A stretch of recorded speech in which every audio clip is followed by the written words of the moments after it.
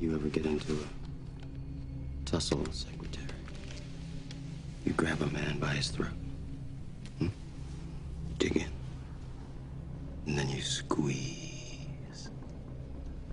I guarantee you, he will drop, he will not get up for quite some time.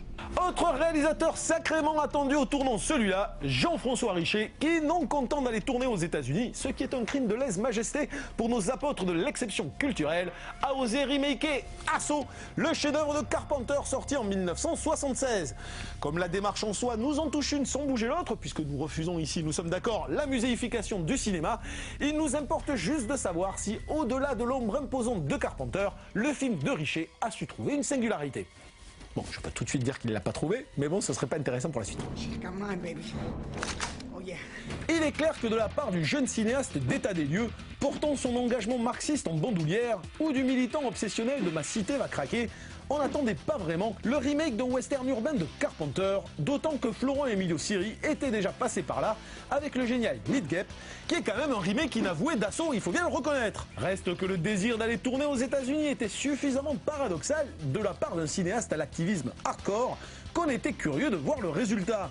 Là, on s'attendait à tout, du pamphlet altermondialiste lourdingue au chef-d'œuvre politique insoupçonné, mais sûrement pas à une série B d'action académique et calibrée qui ne laisse jamais transpirer le style, l'état d'esprit ou les convictions de Jean-François Richet. Remake sans aspérité, démonstratif et caricatural, Assaut sur le Central 13 oblitère tout ce qui faisait la force de son modèle, à savoir une mise en scène épurée, dont l'abstraction touchait au fantastique, un scénario minimaliste mais méticuleux qui posait les jalons du survival moderne, et des personnages mystérieux et ambigus qui se révélaient dans l'action. Ici, tout est délayé, expliqué, répété plus que de raison.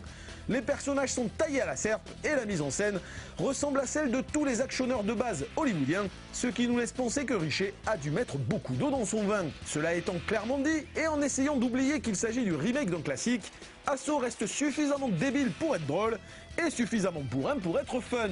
Dans la lignée du mineur Gothica de Kassovitz, il prouve en tout cas que des réalisateurs français peuvent s'exporter là où on reconnaît leur savoir-faire, investir avec professionnalisme la logique d'un cinéma d'exploitation respecté outre-Atlantique et se faire la main pour espérer...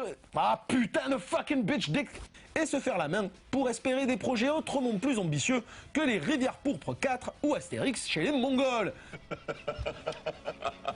En attendant, il suffit de regarder Assaut comme n'importe quelle série B taylorisée. On sait que c'est aussi digeste qu'un hamburger réchauffé, mais ça fait toujours plaisir d'en bouffer. Il y a deux façons de voir Assaut, très rapidement en 3 mots. Tu vois le remake du film de Carpenter, et c'est un remake sans âme, complètement bâtard calibré qui ressemble à n'importe quel film de studio, ou alors tu le vois justement comme une série B de studio. Et quand tu le regardes comme un film d'action de studio, c'est un film d'action de studio tout à fait correct et tout à fait regardable, qui bourrine avec de bonnes scènes d'action, des personnages qui sont fun, et c'est rigolo sans casser 3 pattes à un canard.